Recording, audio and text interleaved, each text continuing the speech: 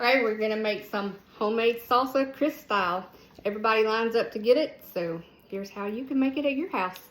Alright, let's go over the ingredients. We're gonna use, how many cans of this? 3 cans of the diced tomatoes, whatever brand you choose, just drained.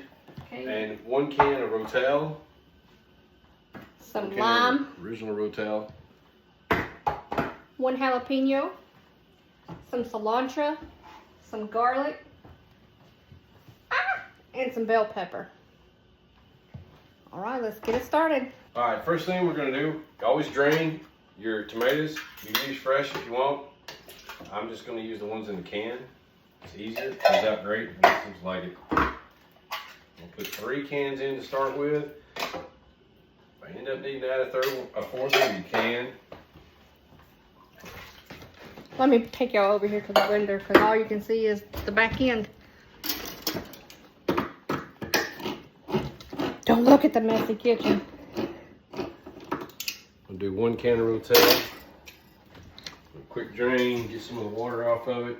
It's important that you try to drain as much of the water off as you can so that you don't end up with too watery of a salsa. Alright, next, I take a bell pepper. I use about, I don't know, just maybe a quarter or a half of one. This is one we already had that was cut. It's alright that you have the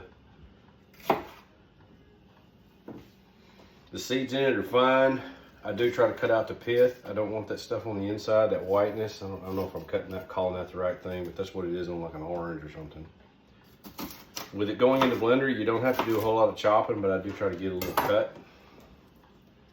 Put it in there. On the jalapeno, these are things that are hard to gauge. The little ones tend to be hotter than the big guys. I usually just kind of slice her up, see what that looks like. You might want to use gloves. He's just accustomed to it.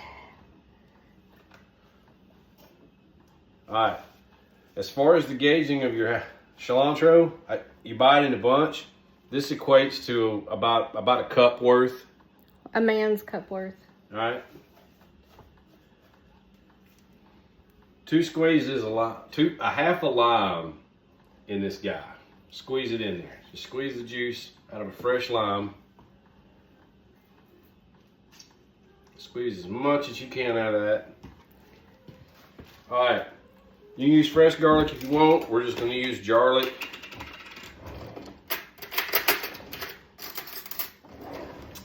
About a teaspoon, about a half a teaspoon of garlic. Not a lot. It'll overpower it if you put too much in there. Alright, onion. Now this is important. I use about, for a medium-sized onion, I will only use about a quarter of one. Because from feedback from people eating this, it's better if it doesn't have too much in it. It's essential to have some, but you don't need a whole lot. And guys, people just rave about his salsa. They come over here with their jars, ready to take it. Yeah, save your jars from your sauces, like your spaghettis, anything like that, olives, pickles. Clean them up real good. They make great for putting sauce in it. You gotta sterilize them though. All right, now the 3 seasoning guys we use, a little bit of cumin. I got this cilantro pepper, but you can just use salt and pepper if you want. Cilantro lime. That stuff is great. I don't measure this out, to be honest with you, but I'm going to just for this video.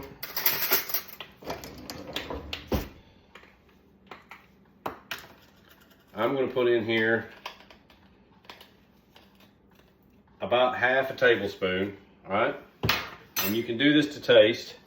The same thing for the tagine. Now this is the lower sodium version, but the original is great. I'm going to put 1 teaspoon of that in there to start with.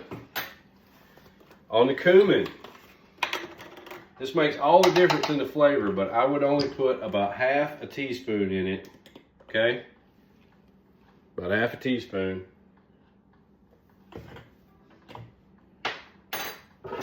All right, I think that is everything that goes in this guy. Okay, we're gonna blend it up, but you don't have to hear that, so I'm gonna pause it for a second. He pulsed that up in the blender, so we're just gonna taste it. Probably needs more salt. You really need like a 3-time blender to get the consistency just right. He just did quick pulses on it till he got the consistency.